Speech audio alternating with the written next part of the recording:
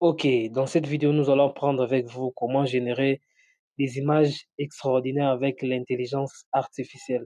Donc, reste jusqu'à la fin pour comprendre comment ça marche. Alors, pour commencer, je vais aller ouvrir le navigateur Chrome.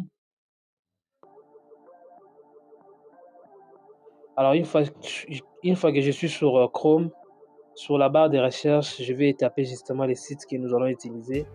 Alors, le site s'appelle lexica.art. Donc, je vous ai laissé les liens de ces sites dans la description de cette même vidéo. Alors, une fois que je suis sur le site, je vais appuyer sur la flèche qui se trouve tout juste en haut ici. Et je vais aller sur version pour ordinateur. Donc, j'appuie là où c'est écrit version pour ordinateur. Alors, comme vous l'avez remarqué, le site se présente comme ça. Alors, je peux essayer justement de zoomer. Alors, comme vous le constatez, toutes ces images sont en fait des images que les utilisateurs, donc les personnes qui utilisent ces sites ont justement réalisées. Donc, comme vous le remarquez, ce sont des images vraiment intéressantes. Je vais aller sur Generate. Avant de commencer à générer des images, je dois m'enregistrer.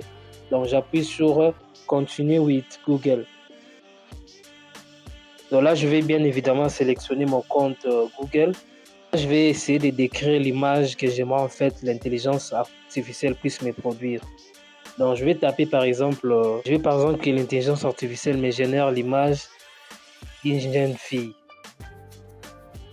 Donc j'aimerais en fait que l'intelligence, cette IA, me génère l'image d'une jeune fille avec la barbe qui joue au basket. Mais c'est toujours conseillé de décrire l'image en anglais. Donc il faut justement faire un effort.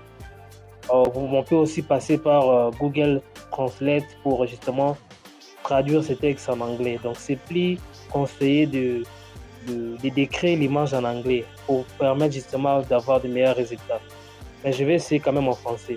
Donc là, je vais entrer sur Generate. Donc comme vous le constatez, c'est pas exactement ce que moi j'ai demandé. Donc je vais essayer de faire la même requête mais en anglais.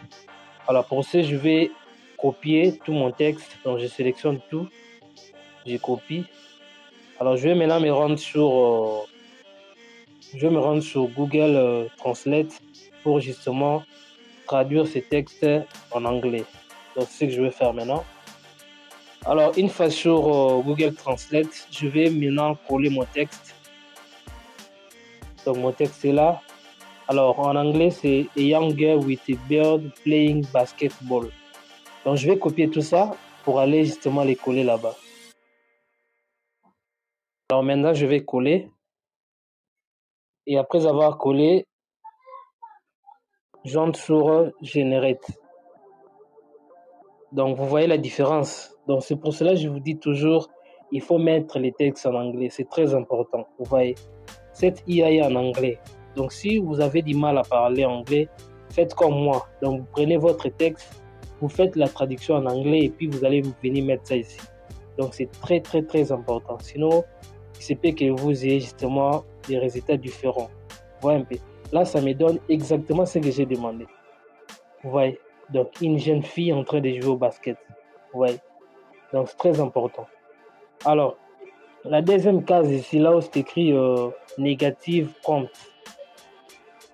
Là, c'est justement si vous avez envie d'enlever quelque chose. Vous voyez un peu.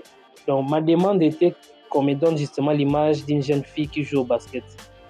Donc, si par exemple, j'aimerais enlever quelque chose, donc j'aimerais en fait enlever basket, qu'on me mette juste l'image d'une jeune fille qui est en train de jouer.